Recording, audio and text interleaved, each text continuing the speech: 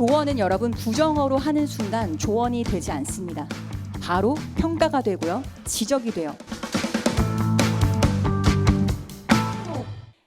그럼 이번엔 여러분 사람이 따르는 리더의 말하기에 있어서 제가 주목한 건 뭐였냐면 피드백입니다. 피드백. 우리가 후배가 있거나 직원이 있거나 또는 누군가 업무를 같이 협조하면서 할 때 끊임없이 조언을 하게 되죠. 근데 이때 조언을 잘 해야만 사람이 따를 수 있어요. 조언을 우리는 정말 많이 해요. 조언해야 하지 않는 상태에서도 그 대상한테 조언을 할 때가 있죠. 그러다 보면 사이가 나빠집니다.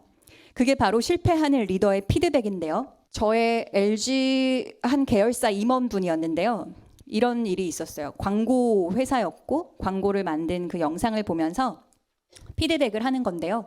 글씨가 작아서 그걸 지적한 거였어요. 다 잘 만들었는데 근데 여기는 글씨가 좀 작지 않니? 여기에서 전 두 가지를 말씀드렸어요. 하나는 뭐냐면 잘 만들었는데 그런데라는 접속사가 붙은 거죠. 그런데가 들어가면 앞에 말을 반박하는 상반된 내용이 뒤에 따르는 접속사예요. 그러면 다 잘 만든 게 아니라는 거죠. 그래서 여러분들이 조언을 하거나 피드백을 줄 때요. 그런데라는 접속사는 안 쓰는 게 좋습니다.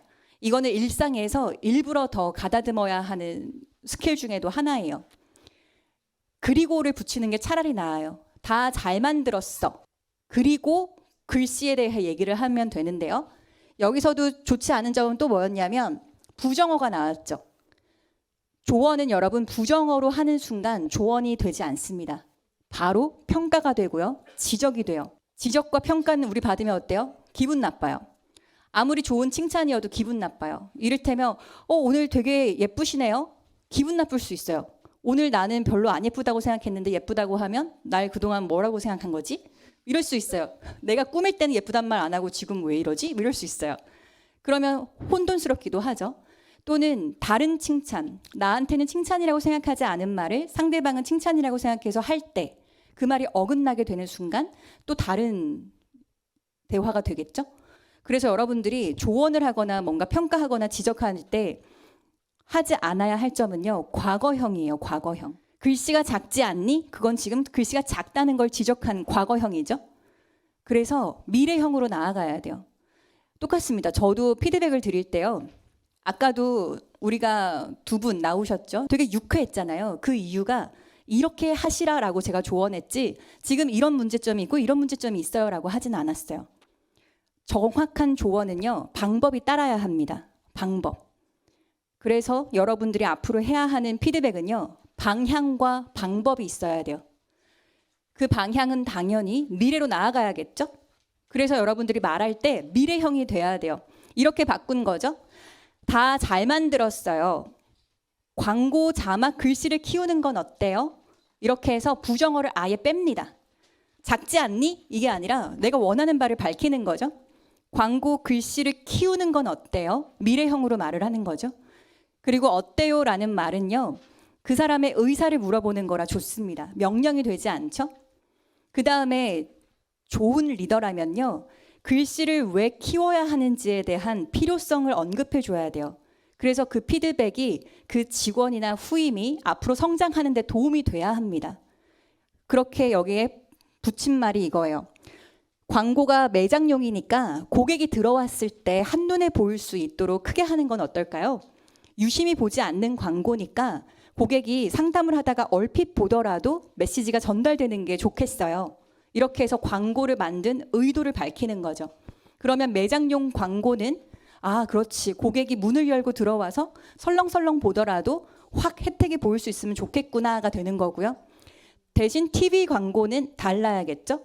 짧은 순간에 지나칠 수 있지만 그때 유명한 연예인이 나온다든가 그렇게 하는 이유는 당연히 시청자를 잡으려고 하는 거겠죠. 이렇게 해서 광고의 매체별로 다른 성격 그리고 앞으로 당신이 여기에 주목해서 광고를 만드는 책임자가 될 수 있다. 이런 자질을 키워주는 거잖아요. 그게 굉장히 멋진 리더입니다. 그래서 항상 피드백을 할 땐 여러분이 육성을 같이 생각해야 돼요. 키우겠다. 기르겠다.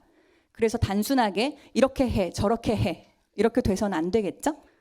조언에서도 마찬가지예요. 자격이 있어야 돼요. 자격. 일상에선 여러분 우리가 그래서 습관적으로 바꿔야 하는 게 아무 때나 조언하는 거예요. 제가 최근에 대만의 그 출판사 미팅을 하러 갔다 왔거든요. 지난 주말이었어요.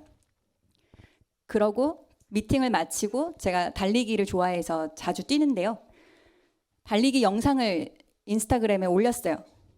거기에 댓글에 이런 사람이 있었어요. 그래도 밤이니까 위험해요. 근데 이런 거 되게 자주 달려요.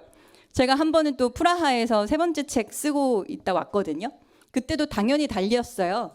근데 또 어떤 분은 소매치기 조심하세요. 근데 이런 조언들, 되게 가벼운 조언 우리 자주 듣곤 있잖아요. 근데 이게 안전과 염려를 하기 때문이긴 하지만 그 조언이 달갑지 않았어요, 저는. 왜냐하면 저란 사람은 응원을 좋아해요. 저는 끝없는 응원을 좋아해요. 그리고 저란 사람은 스릴 또는 부딪히는 거, 도전을 하지 않으면 죽은 것과 같다고 생각해요. 그래서 매 순간 저는 일부러 제가 도전할 수 있는 환경을 만듭니다. 그런 저에게 소매치기 조심하라든지 밤길 위험하다 하면 저한테는 그게 전혀 조언 같지 않죠? 진짜 조언이 되려면요. 방법이 담겨 있어야 돼요. 만약에 소매치기 조심해요 라고 하죠. 그 다음에는 방법. 만약 프라하에서 뛰다가 선생님 소매치기를 당한거나 퍽치기를 당한다면 깨어나셔서 뭐 카를교 옆에 어디 방범대원이 서 있을 테니 거기 가서 도움을 요청하세요. 만약 그 사람이 없을 수도 있으니 한국 대사관 번호를 적어 놓겠습니다. 이 정도는 해야 돼요. 그래야 진짜 조언이에요. 안 그러죠? 그러면은 불안해져요. 헉, 맞나? 그러니까 우리가 불안을 달고 살잖아요. 이건 인간이라 어쩔 수 없는 숙명이에요. 우리는 태어났지만 죽음을 예측할 수가 없죠. 내일도 우리는 회사 가야지, 내일 아이 학원 보내야지 이런 건 알지만 정확하게 미래를 예측하지 못해요. 그래서 불안한 존재인 건 맞아요. 그런데 이 불안이 상상 때문이잖아요. 그래서 이 상상을 안 하게 해주는 조언이 정말 좋아요. 아무튼 이렇게 방법이 정확하게 담겨 있지 않거나 말할 게 없다. 그럼 우리 모르는 거예요. 그 방법. 그래서 조언할 자격 없어요. 그러니 여러분들이 참고 참아야 돼요. 근데 만약에 진짜 얘기하고 싶을 때 있거든요. 그럴 때는 너를 위해서 내가 이 말을 하는 거야가 아니라 나 그냥 너한테 너무 말하고 싶은 게 있는데 들어줘. 너 목소리 좀 크게 해. 나 네 목소리 더 크게 듣고 싶어. 이렇게 얘기해야 돼요. 막무가내라 미안하지만 몰라. 너 나랑 같이 방법 좀 찾자. 이렇게 하는 게 오히려 진솔하고 훨씬 더 괜찮으니까요. 너를 위해가 아니라 내가 하고 싶은 말이야. 이렇게 고백하기. 이거는 가정에서도 더 필요하다고 저는 생각합니다. 배우자가 만약에 분리수거를 해야 되는데 안 해요. 그럼 넌 진짜 쓰레기야. 이렇게 막말할 게 아니라 부탁하는 거죠. 왜 그걸 해야 되는지, 그걸 하면 나한테 얼마나 기쁜 일인지, 그러니까 부탁한다. 이렇게 이야기를 하는 것도 적절한 조언입니다. 그래서 여러분들이 끊임없이 육성을 해주세요. 제가 임원분들 코칭하면서 자주 말씀드리는 게 이런 거예요. 회의는 육성이다. 그리고 회식은 경청의 자리다라고 말씀드려요. 회식할 때 특히 상사분들이나 나이가 좀 있는 또는 경험이 있는 분들은 자기 말을 잘 하시죠. 그러면 그 밑에 있는 직급자들은 이야기를 늘 들어주던 습관이 있다 보니까 회식 자리도 똑같이 지루해져요. 근데 요즘에는 신입사원들이 들어왔다가도 금방 퇴사하고 이러다 보니까 큰 기업일수록 조직 문화를 계속해서 바꾸려고 노력을 많이 하십니다. 똑같아요. 여러분도 식사 자리나 카페에서 직원들과 이야기를 하는 그 자리에서도요. 무슨 말이 자꾸 하고 싶을 거예요. 저도 그래요. 저도 아직 그 정도의 연배가 되지 않았음에도 제가 같이 있는 직원한테도 무슨 말이 계속 하고 싶어요. 아이디어가 있으니까. 그런데도 꾹꾹 참으려고 노력하고 저도 계속 연습하려고 해요. 근데 여러분도 그렇게 해주세요. 참잖아요. 그러면 앞에 있는 직원이나 후배가 더 나은 이야기를 분명히 할 거예요. 그 기회를 여러분들이 주시면 좋겠어요. 왜 옛말에 이런 거 있잖아요. 나이가 들수록 입은 닫고 지갑은 열라. 근데 그게 참 현명하다라는 생각도 들기는 합니다. 그래야 우리가 서로가 같이 시너지가 나잖아요. 어린 친구한테 배울 거 되게 많죠. 저는 조카가 이제 초등학교 3학년인데요. 그 아이와 이야기를 할 때 많은 걸 깨달아요. 그렇지, 내가 왜 이런 편견을 가졌을까 하는 게 있어요. 예를 들면 점이었어요. 점. 제가 얼굴에 있는 온 점을 다 빼버렸거든요. 근데 이 조카랑 제가 방에 있다가 조카가 수영복으로 갈아입고 있었어요. 근데 빨개 벗더니 조카가 점을 막 세면서 자랑하는 거예요. 고모 나 여기도 점 있다, 점 있다, 뭐 97개, 98개 뭐 이러는 거예요. 100개까지 셌어요, 정말 제 앞에서. 그래서 이 작은 사람의 몸을 보면서 100개의 점을 저한테 자랑하는 사람을 처음 본 거예요. 제 몸엔 점이 몇 개 있는지 궁금하지도 않았고 싫어했거든요. 그런데 이 아이를 보면서 아, 얘는 자기 몸에 있는 모든 걸 사랑하는구나 깨달았어요. 근데 우리가 여러분 인간이 태어날 때 자존감 덩어리로 태어난대요. 그래서 그렇게 떼를 쓰는 거래요. 나 필요한데 왜 안 주냐고 계속 우리 부모님을 하인 부리듯이 하잖아요. 자존감 덩어리로 태어났다가 사회생활을 하다 보면서 점점 그 자존감이 깎아지는 거죠. 그래서 제가 그 아이를 보면서 느꼈어요. 아, 나도 내 몸에 있는 것들을 훨씬 더 소중하게 간직해야겠구나. 그래서 더 운동 열심히 하게 됐어요. 점도 이제 안 빼야겠다. 이런 생각이 들었습니다. 그러니 여러분도 끊임없이 다른 사람과의 교류 그런 걸 하면서 계속 성장해 보시면 좋겠어요. 제가 이렇게 리더들을 만날 때 느끼는 게 이런 분들이 있어요. 우리 직원은 뭐가 부족하다. 이런 걸 어떻게 하면 좋을지 모르겠다. 또는 면담 시간에 보면은 직원들이 자기를 객관적으로 보지를 못한다. 이게 부족하고 한참 모자란데 어떻게 말을 해야 될지 모르겠다. 이런 표현도 하거든요. 근데 이미 마음속으로 무시하고 있잖아요. 당신은 부족한 사람인데 그걸 왜 못 알아듣지? 이런 한심한 인간 이렇게 생각하거든요. 근데 이 시선을 여러분이 만약에 나도 그런 적이 있다면요. 앞으로 그 시선을 상대방을 보지 말고요. 나를 보면 돼요. 얘는 언제 성장해? 답답해. 왜 이런 애가 우리 직원이 됐지? 이게 아니라 나는 누구든지 성장시킬 수 있어. 나는 내가 성장했으니까 내 방법을 다른 사람에게 적용하면 돼. 내가 어떻게 성장했지? 다시 한번 나를 살펴보자. 자꾸만 나를 살펴보면 돼요. 그러면 내 밑에 누가 들어와도 상관이 없어요. 여러분들이 주변에 정말 나를 힘들게 하는 나쁜 상사도 있을 거고 못된 사람도 분명히 있어요. 근데 그들을 보지 말고 나를 끊임없이 봐야 돼요.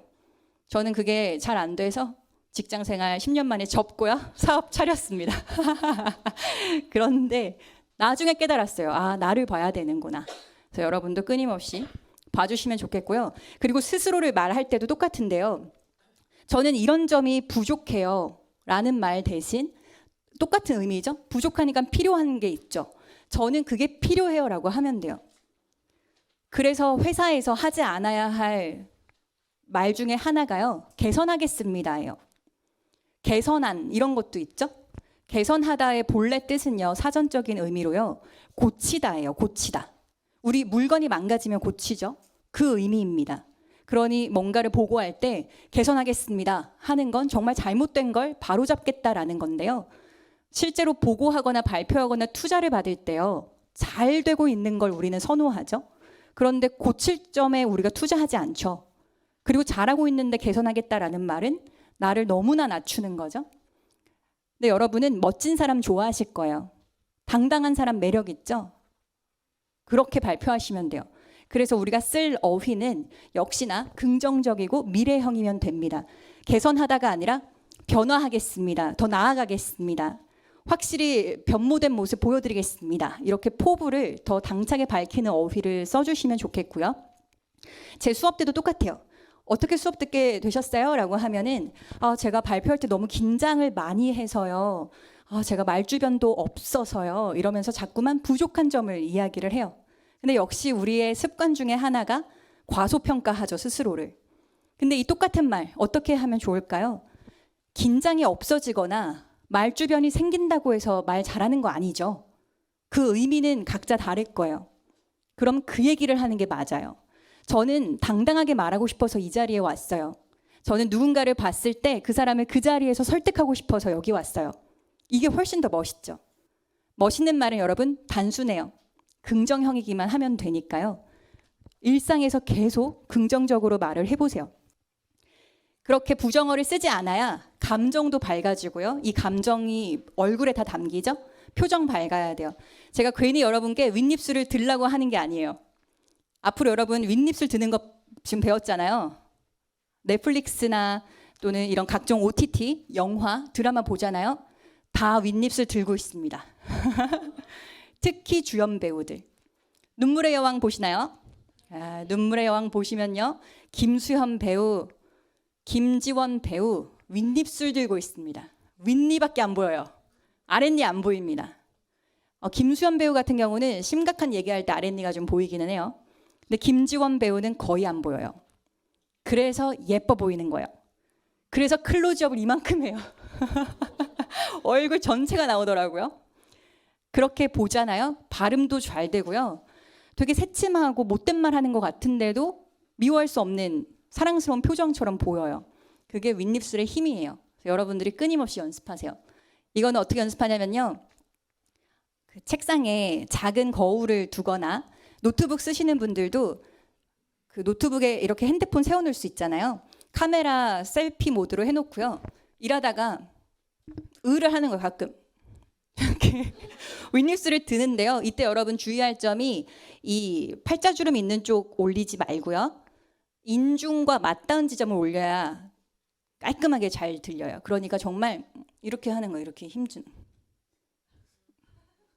맞아요. 지금 잘하고 계세요. 윗입술만 들어도 호감 가는 얼굴 될 수 있어요. 그리고 여러분 그래서 그럴 수 있어요 라는 말도 자주 해보세요. 이거는 상대방과 나를 분리하는 말이기도 합니다.